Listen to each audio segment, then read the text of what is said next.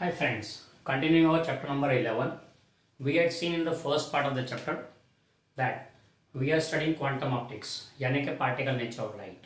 Supporting that quantum optics was a phenomenon called photoelectric effect. We studied the photoelectric effect, experiment done by Hertz, and then explanation given by Einstein.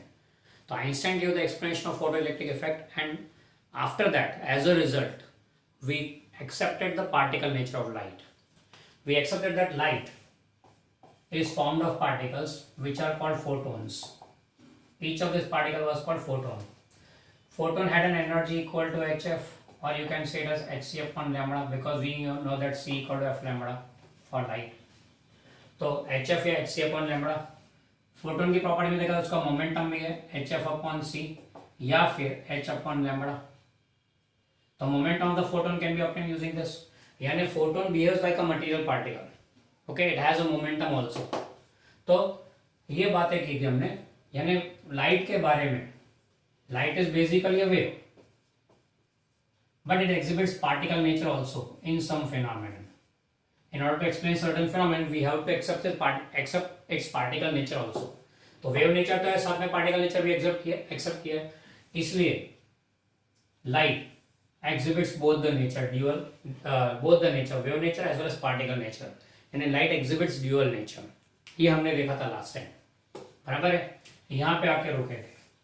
अब जैसे light wave है फिर भी particle nature exhibit करता है, as light is itself is a wave but exhibits a particle nature also. Light is a radiation. Radiation is exhibiting wave nature. It has a wave nature, also exhibits particle nature. तो radiation is exhibiting dual nature. इसी बात को पकड़ा de Broglie ने. De Broglie नाम के scientist ने इसी बात को पकड़ा और उन्होंने क्या बोला कि अगर वेव होने के बावजूद can show particle nature, if wave even though having wave nature can exhibit particle nature, then particle even though being particle should exhibit wave nature also. Other way around also should be true. क्यों? उन्होंने reason क्या दिया? Nature is symmetric. तो अगर wave particle nature दे सकता है तो particle wave nature क्यों नहीं दे सकता? It should give. बराबर है. तो उन्होंने क्या प्रपोज किया? जो उन्होंने प्रपोज किया उसको हम लोग डी ब्रॉगली हाइपोथेसिस बोलते हैं. What he proposed is if as a wave shows particle nature, same way particle also should show wave nature. यानी particle also can show wave form, wave nature. Okay, ये उन्होंने अपने hypothesis में दे दिया. No doubt उनका जो ये proposal था वो प्रैक्टिकली प्रूव नहीं हुआ है. Experimentally it is not yet been proved. हाँ, एक आध दो एक्सपेरिमेंट्स ऐसे हैं जो उसको सपोर्ट करते हैं इस हाइपोथेसिस को, but they do not outright prove this concept of de Broglie. इसलिए still it's a hypothesis because not having any practical proof. उन्होंने क्या बोला कि particle can exhibit wave nature also. अब क्वेश्चन ये उठा, अगर पार्टिकल वेव नेचर देता है तो उसका पार्टिकल का वेव नेचर हो तो वेव का तो अपना वेवलेंथ होना जरूरी है. तो वेवलेंथ कहाँ से लाओगे? पार्टिकल अगर वेव नेचर एज्यूम, यहाँ पे उनका कॉन्सेप्ट क्या था? Particle can exhibit wave nature. तो अगर पार्टिकल वेव नेचर एज्यूम करता है तो उसका एक वेवलेंथ होना चाहिए. वो क्या आएगा? तो डी ब्रॉगली ने बोला पार्टिकल का वेवलेंथ चाहिए. तो आपने वेव को मोमेंटम कैसे दिया था? बोले पी को एच लैम्बडा से. तो उसी पर से उन्होंने फॉर्मूला लिया H is equal lambda is equal to H upon P. यही सेम फॉर्मूला फोटोन वाला है. तो ये वेवलेंथ हो गया पार्टिकल का. अब एंड मोमेंटम क्या होता है? तो पार्टिकल नेचर के तो mass into speed is the momentum. Every particle is a mass, moving particle is a speed. तो मास एंड स्पीड है, मोमेंटम होगा, मोमेंटम है तो वेवलेंथ आ जाएगा. बराबर है. तो this gives, using this formula you can get the wavelength of the particle which is exhibiting now the wave nature. It is wavelength of the particle exhibiting wave nature. And इस wavelength को नाम दे दिया de Broglie wavelength. De Broglie wavelength. ये de Broglie को many people pronounces at de Broglie. बराबर. तो कई जगह आपको ये डी ब्रॉय के नाम से भी चलेगा. फ्रेंच एक्सेंट है, लिखा है वो शायद कई बार नहीं भी बोलते कुछ और है, लिखते कुछ और है. पर हम लोग तो as being Indians we read it properly in English form. It is de Broglie for us. So de Broglie wavelength का फॉर्मूला आ गया. अब पंगा कहाँ होता है? हर एक पार्टिकल का मास तो है, but particle can exhibit more than one speeds. Particle की स्पीड अलग अलग हो सकती है, particle may be moving slow, may be moving fast. तो if a particle can assume different speeds, same particle can assume different speeds, so their momentum will be different and hence their wavelength will be different। यानी same particle can exhibit more than one wavelengths, same particle can exhibit more than one wavelengths। यानी कि अगर particle की speed ज्यादा है तो momentum ज्यादा होगा, मोमेंटम ज्यादा तो वेवलेंथ कम होगा, यानी कि शॉर्टर वेवलेंथ्स, ये हो गया वेवलेंथ, बराबर है। अगर स्पीड कम है तो मोमेंटम कम होगा तो वेवलेंथ ज्यादा होगा। पार्टिकल ऐसा भी दे सकता है। तो गिवन पार्टिकल के लिए as it can have different speeds, it can have different wavelengths also. तो इस पार्टिकल के वेव के नेचर के बारे में क्या बोलने का, but to accept the as a wave nature because it can exhibit different speeds and hence can have different wavelengths. तो ये अलग अलग वेवलेंथ अगर वो एक्सिबिट करता है तो इस पार्टिकल का वेव फॉर्म कौन सा? Again there was a confusion. तो डी ब्रॉगली ने क्या बोला, इन सबको इकट्ठा कर दो, जो रिजल्टेंट है वो उसका वेव है, उसका वेव फॉर्म है।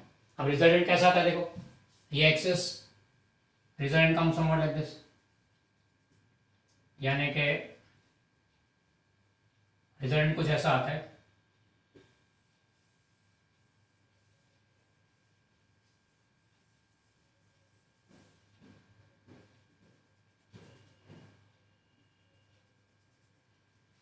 तो ये रिजल्टेंट बनता है, यानी कहीं पे उसका एम्पलीट्यूड कम, कहीं पे एम्पलीट्यूड ज्यादा, कहीं पे एम्पलीट्यूड कम, कहीं पे एम्पलीट्यूड ज्यादा। अब इन सब का रिजल्टेंट ये बनता है and this resultant is given the name wave packet. Wave packet actually क्या है? It is superposition of different forms of waves exhibited by a given particle. It's a superposition of different forms of waves exhibited by a particle. A particle exhibiting wave nature can exhibit more than one wavelengths. तो इन सबका combination is called wave packet. अब wave packet में situation क्या है? ये wave packet का concept आ गया। D Broglie ने बोला कि पार्टिकल का वेव नेचर कुछ ऐसा होगा जहां पे एम्पलीट्यूड, कई जगह पे एम्पलीट्यूड बहुत कम, कहीं पे एम्पलीट्यूड बहुत ज्यादा। अब अगर ये पार्टिकल वेव फॉर्म देता है, सपोज ये वेव फॉर्म ले लिया, wave packet is a wave form the given particle with moving with different speeds, ये उसका रिजल्टेंट वेव फॉर्म बना। तो इसके अंदर पार्टिकल की पोजीशन क्या, तो उसके बारे में कोई कॉन्सेप्ट, बोले ये वेव फॉर्म बताया तो इसमें पार्टिकल कहां पर है? There was no such concept available. तो क्या कहा गया कि जहां पे एम्पलीट्यूड कम है वहां पॉसिबिलिटी कम है पार्टिकल के होने की। The positions where amplitude is less, the particle's position is not, possibility of a particle being there is very less, and the positions where amplitude is more, larger amplitude, the probability of particle to be there is more। तो जहां amplitude ज्यादा वहां होने के chances ज्यादा, जहां amplitude कम है वहां होने के चांसेस कम। यानी कि एग्जैक्ट पोजीशन की बात करो, बोले पोजीशन एग्जैक्ट नहीं दे सकते यहाँ, इधर प्रोबेबिलिटीज के बेस पे बात करते हैं। यहाँ पे प्रोबेबिलिटी कम, यहाँ प्रोबेबिलिटी ज्यादा, यानी इट इज नथिंग क्लियर और factual about it. Classical mechanics में जैसे एकदम एग्जैक्टली बोल सकते हैं पार्टिकल का पोजीशन ये, स्पीड ये, उसका मास ये, कितना परफेक्टली होता है क्लासिकल फिजिक्स में। पर यहाँ पे ये क्वांटम मैकेनिक्स बोलेंगे इसको, regarding the motion, regarding the particle nature, बराबर। इसके अंदर it can not be said anything where the particle is, यानी पोजीशन क्लैरिफाई नहीं कर सकते। अगर आप इसका वेवलेंथ डिफाइन कर दिया, लैम्बडा डिफाइन कर दिया, बराबर, पार्टिकल नेचर का लैम्बडा डिफाइन कर दिया, लैम्बडा फिक्स है, तो वेव पैकेट आ गया, तो उसका पोजीशन अनसर्टन, कहां पे होगा बता नहीं सकते। एंड अगर पोजीशन फिक्स कर दो तो उसका वेव फॉर्म बताना मुश्किल है, वेवलेंथ अनसर्टन हो जाएगा। यानी एक को फिक्स कर दो दूसरा अनसर्टन, दूसरे को फिक्स कर दो पहला अनसर्टन। अब अनसर्टन है तो अनसर्टेनिटी को भी show by delta x, position की अनसर्टेनिटी, लैम्बडा की uncertainty, delta x and delta lambda, यानी कि डेल्टा एक्स की वैल्यू जितनी ज्यादा उतनी अनसर्टेनिटी ज्यादा, यानी कि कहां पे बता नहीं सकते, उस केस में वेवलेंथ फिक्स है। लैम्बडा की अनसर्टेनिटी, सॉरी एक्स की अनसर्टेनिटी जितनी कम, अनसर्टेनिटी कम, अनसर्टेनिटी कम मतलब सर्टेनिटी हो गई, यानी एक्स इज फिक्स्ड, एक्स अगर फिक्स है तो लैम्बडा अनसर्टेन हो जाता है। यानी डेल्टा एक्स की वैल्यू कम है तो डेल्टा लैम्बडा बढ़ जाता है, डेल्टा एक्स की वैल्यू ज्यादा है तो डेल्टा लैम्बडा कम हो जाता है। अब इसी अनसर्टेनिटी को हाइजेनबर्ग ने अपने प्रिंसिपल में दिया, which is called Heisenberg's uncertainty principle. उन्होंने क्या बोला, delta X into delta lambda, sorry delta X into delta P is approximately equal to h upon 2 pi, where h is Planck's constant and 2 pi is again constant. The value is very small. यानी एक अगर ज्यादा है तो दूसरा बहुत कम होगा, दूसरा अगर कम है तो पहला वाला ज्यादा होगा. ओके, सो दैट वे ये उन्होंने दिया हाइजेनबर्ग्स अनसर्टेनिटी प्रिंसिपल. आप बोलोगे यहाँ तो मोमेंट में आपने लैम्बडा की बात की, तो लैम्बडा शोज द मोमेंटम ना, p equal to h upon lambda. Lambda indicates the momentum, lambda momentum directly connected है. ओके, तो momentum fix, X uncertain, position uncertain. अगर पोजीशन फिक्स है तो लैम्बडा यानी कि मोमेंटम अनसर्टेन. ओके, तो momentum के अनसर्टेनिटी को भी शो बाय डेल्टा पी. तो बोले लैम्बडा की चाहिए अनसर्टेनिटी, तो we have P is equal to H upon lambda, so therefore delta p will be equal to h upon delta lambda. So that way we can take. Okay, और even you can take, कई बार speed के terms में बात करते हो तो इसी को एम वी, तो उस केस में लेंगे m into delta we, speed में अनसर्टेनिटी. ओके, न्यूमेरिकल्स में इससे आगे यूं खींच सकते हैं इसको. क्लियर? तो ये हो गया रिगार्डिंग हाइजेनबर्ग्स अनसर्टेनिटी प्रिंसिपल. यानी कहने का मतलब क्या है कि डी ब्रॉगली का यह हाइपोथेसिस जो उन्होंने तुक्का मारा हुआ है कि अगर वेव पार्टिकल नेचर बताता है तो पार्टिकल को भी वेव नेचर बताना चाहिए. इट शुड शो इट, क्योंकि नेचर इज सिमेट्रिक. उसी बेस पर से चली हुई ये बात लीड्स टू क्वांटम मैकेनिक्स. ये जो स्टडी है ना क्वांटम मैकेनिक्स है, quantum mechanics mainly applies to a very lower size particles. Very lower size particles. Photon की बात करें तो उसका तो साइज है ही नहीं, वो तो जस्ट ए पार्टिकल फॉर्म है. It's a packet of energy, it is not a material particle. बराबर है. उसी के बेस पर से एंड ज्यादातर सारी बातें इलेक्ट्रॉन को ध्यान में रख के करिए, तो इलेक्ट्रॉन की wavelength, electron showing wave nature, उसकी वेवलेंथ. बराबर है. अब माइन्यूट पार्टिकल्स के लिए जब बात करते हैं तो we resort to quantum mechanics rather than classical mechanics. And दोनों में फर्क क्या है? Classical mechanics is very very accurate, governed by rigid formulas and laws, rigidly orthodox एकदम कि यही होता है, यूं ही होता है. while quantum mechanics on the other side deals with very small particles, motion of very small particles, जिसमें उनका वेव नेचर के बारे में डिस्कस ज्यादा करते हैं. अब उसके अंदर क्या है? There is no exactness, there are all uncertainties. यानी सारी बातें प्रोबेबिलिटी बेस्ड होती है. ऐसा हो सकता है, ऐसा होगा, there is nothing concrete about it. Classical mechanics से ऑलमोस्ट उल्टा. दोनों मैकेनिक्स है, दोनों मोशन को स्टडी करते हैं. Classical mechanics normal regular objects के लिए, पार्टिकल्स के लिए, जबकि ये माइन्यूट पार्टिकल्स के लिए. यहाँ पे कुछ अनसर्टन नहीं है. इन quantum mechanics it's all uncertain, सारी प्रोबेबिलिटी बेस्ड बातें हैं. अब क्वांटम मैकेनिक्स पढ़ना चाहिए हमें, इससे आगे बढ़ना हो तो स्मॉलर पार्टिकल्स के लिए, पर limitation of 12th standard says that we can not go beyond this, we can not go beyond this.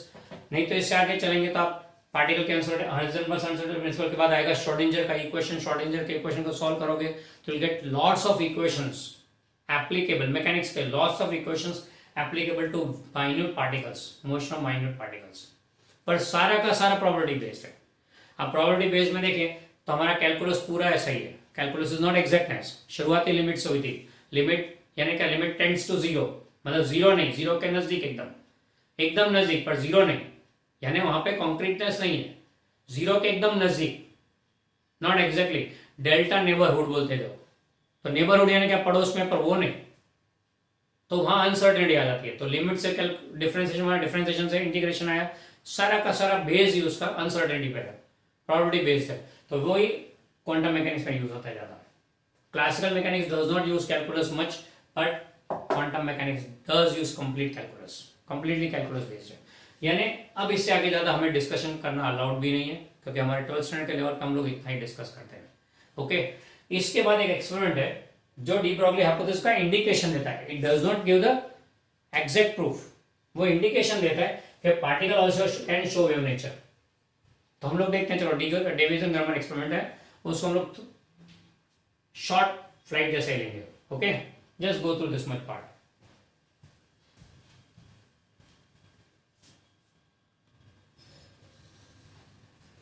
चलो चलते हैं डेविसन गर्मन एक्सपेरिमेंट के बारे में. अब डेविसन गर्मन एक्सपेरिमेंट में पहले एपरेटस देख लेते हैं. उन्होंने क्या एपरेटस डिजाइन किया था? एक इवैक्यूएटेड चैम्बर लिए, बड़ा सा इवैक्यूएटेड चैम्बर. इसके अंदर यहां से एक फिलामेंट एंटर कर रही है. अब filament enter from this side. ये फिलामेंट को कनेक्ट किए बैटरी के साथ, हाई वोल्टेज बैटरी के साथ. Now what does this filament do? On passing the current through this filament, the filament gets heated up and emits electron form. अब ये जो इलेक्ट्रॉन्स एमिट होते हैं कैसे होते हैं, स्कैटर फॉर्म में जाएंगे, कोई हो जाएगा, कोई हो जाएगा, कोई हो जाएगा, कोई फिक्स डायरेक्शन नहीं होगा। तो ऐसे केस में इनको एक फिक्स डायरेक्शन में लाने के लिए यहाँ पे अप्रोप्रिएट इलेक्ट्रिक फील्ड अप्लाई कर दिया, जिससे electrons now move in a proper direction. After coming out of this arrangement they move, what we get is a thin beam of electrons, but due to this arrangement electrons get focused, पर उनकी speed reduce हो जाती है। तो speed increase करने के लिए दूसरा एक अरेंजमेंट रख दिया यहाँ पे।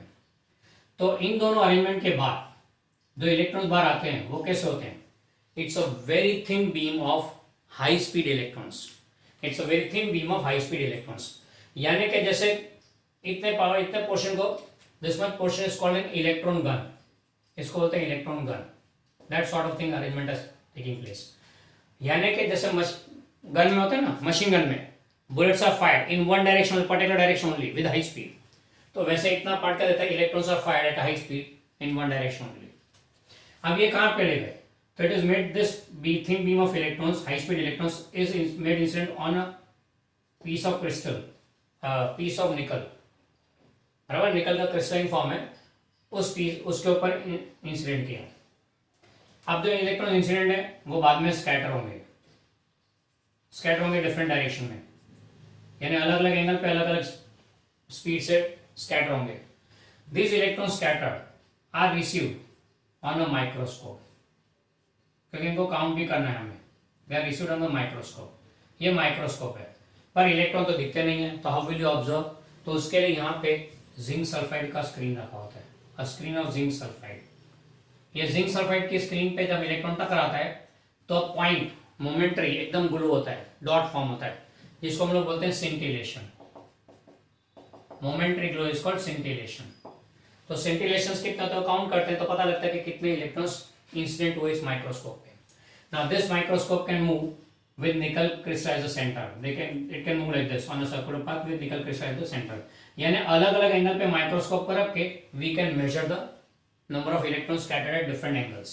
तो अलग अलग एंगल पे कितने इलेक्ट्रॉन स्कैटर हुए मिल जाएगा, बराबर है। Counting the number of scintillation, ये सिंटिलेशन यानी क्या है, समथिंग लाइक टीवी स्क्रीन, जब टीवी चालू होता है एंड कोई चैनल नहीं आ रही है तब कैसा होता है, black and white dots are form, तो those dots are nothing but scintillations. Okay, अब यहाँ पे डिवीजन थर्मल को क्या करना था, नंबर ऑफ इलेक्ट्रॉन स्कैटर, ये नंबर को कनेक्ट करना था उन्हें with angle of scattering, angle of scattering and दूसरा एनर्जी ऑफ इंसिडेंट इलेक्ट्रॉन्स। उन्हें ये इफेक्ट स्टडी करना था, effect of number of electron scattered by changing angle and by changing energy of electrons, energy of incident electrons. यानी how does energy of incident electrons and the angle of scattering affect the number of electrons scattered, ये उनका purpose था यहाँ पर, बराबर है। but to their bad luck they didn't get any defined relation between electrons scattered with angle of scattering and energy, कि अलग अलग एंगल पे अलग कितने इलेक्ट्रॉन स्कैटर होंगे अलग अलग एनर्जी ऑफ इंसिडेंट इलेक्ट्रॉन से। अगर अलग अलग एनर्जी इंसिडेंट हो तो अलग अलग एंगल पे कितने स्कैटर होंगे उसके बारे में कोई रिलेशन नहीं बना कोई खास, यानी experiment was not a success, बराबर है। पर Davisson Germer being scientist they were behind it to find the relation, तो उन्होंने बस एक्सपेरिमेंट करते रहे। एक दिन ऐसा हुआ कि some accident, an accident occurred. Accident occurred मतलब कैसा हुआ कि लिक्विड नाइट्रोजन की बॉटल क्रिस्टल पे गिर गई, निकल के क्रिस्टल पे। अब उसके कारण nickel crystal melted, the surface of the nickel crystal got melted, melt हुआ। पर वो तो ऐसे ही एज इट, उनको पता भी ध्यान नहीं गया था, मेल्ट हुआ, बाद में वापस फ्यूज हो गया। तो now it's a fused crystal of निकल, अ फ्यूज्ड क्रिस्टल ऑफ निकल, दे रीयूज्ड इट। हुआ तो चलो ठीक है, कोई बात नहीं, निकल क्रिस्टल है ना, सरफेस फ्यूज्ड है, या no it's not actual crystal but now it's a fused surface, fused crystal of nickel. उन्होंने अपना एक्सपेरिमेंट कंटिन्यू किया पुटिंग दैट, तो to their surprise they got relations. एक एक्सीडेंट ने उन्हें कुछ नोटवर्दी रिलेशन ऑब्जर्वेशंस दिए, खुश हो गए वो। तो we as a student of 12th standard are not concern with these relations, इसलिए हम लोग इसकी डिटेल्स में नहीं जा रहे हैं। हमें क्या देखना था कि इन रिलेशंस पर से what they found that phenomenon of scattering of electrons is similar to diffraction of X-rays. Now X-rays are radiations, diffraction is a phenomenon concerned with wave nature, electron is a particle, scattering of particles concerned with the particle nature. यानी electron being a particle is showing results. Scattering of electrons is showing a result similar to diffraction of X-rays, which is a wave property. यानी यहाँ पे electron का behaviour wave nature जैसा लगा है. तो यहाँ एक इंडिकेशन देते हैं दिया के इस एक्सपेरिमेंट से ऐसा पता लगता है कि scattering of electron similar to diffraction of X-rays, यानी electron can show the wave nature, electron does show a wave nature.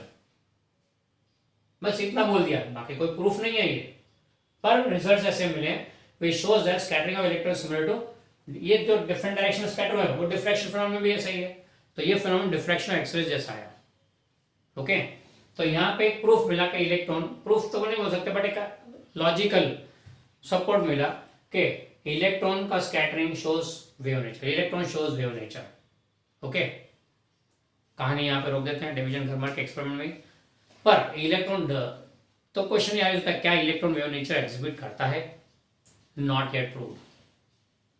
Electron showing wave nature is not yet proved. But हाँ, उस कॉन्सेप्ट को लेके एक डिवाइस ऐसा बना है, instrument ऐसा बना है जो हमारे बहुत यूज आता है. We use it a lot, we नहीं, as you will move further we will be using that a lot, and that's electron microscope.